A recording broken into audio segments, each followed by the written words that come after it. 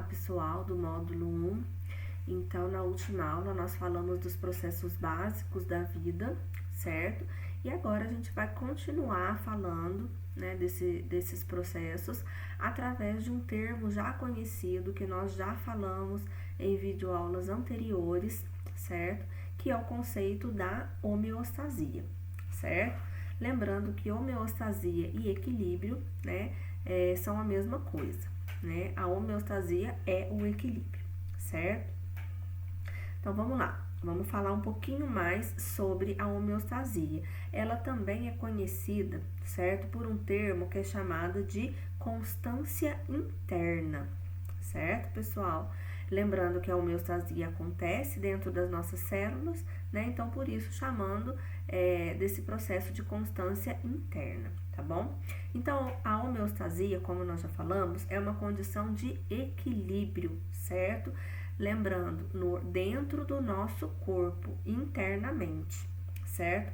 Produzida pela ação de todos os processos reguladores do nosso corpo, certo? Então, isso é o conceito de homeostasia, certo, pessoal? Gravem bem esse termo, porque ele é muito importante, tá bom? Então, a homeostasia é uma condição dinâmica. O que quer dizer dinâmica? Quer dizer que ela não é estática, ela não é parada, ela está em constante dinamismo, certo? Então, é uma condição dinâmica, certo? Que vai responder às condições que se alteram, certo? Então, por exemplo, suponhamos que a pressão arterial da pessoa esteja elevada, certo? Isso é uma condição que está se alterando. O que vai acontecer? A homeostasia, né, dentro das nossas células vai agir para que essa pressão arterial não eleve a níveis, né, que não consiga ter um controle, onde a pessoa pode vir a óbito, por exemplo.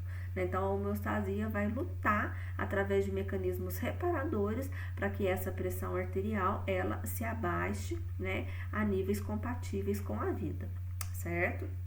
Então, a homeostasia é o ponto de equilíbrio do corpo.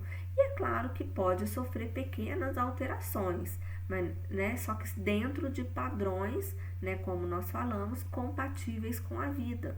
Então, além da pressão arterial, outro exemplo que a gente pode citar é a taxa de glicose, conhecida aí popularmente como açúcar no sangue, né? O açúcar é a glicose. Então, quando esse nível de glicose aumenta, né, isso é uma alteração, então, consequentemente, a homeostasia vai ter que agir, né, para não deixar essa glicose aumentar mais do que os limites que não são compatíveis com a manutenção da nossa vida, certo?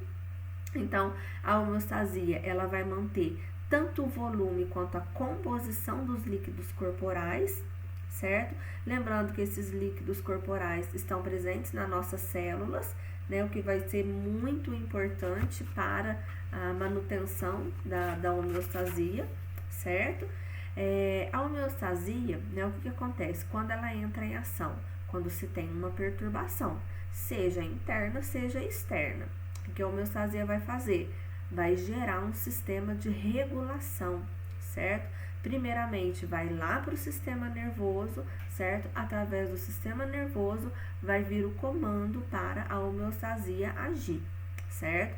Então, esse sistema de feedback, ele é um ciclo de eventos, certo?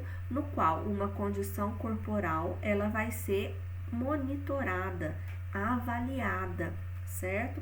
Exemplos, temperatura, né? Temperaturas altas, temperaturas baixas, pressão arterial, glicose, né? Tudo isso a gente chama de condição controlada, certo?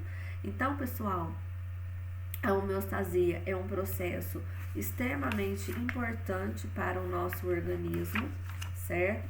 Então, é um conceito que a gente tem que ter muito bem delimitado, né? Porque nós vamos precisar desses conceitos em toda a matéria de anatomia e fisiologia, tá bom? Espero que vocês tenham entendido. Caso tenham dúvidas, certo? Não hesitem em me avisar. Um grande abraço.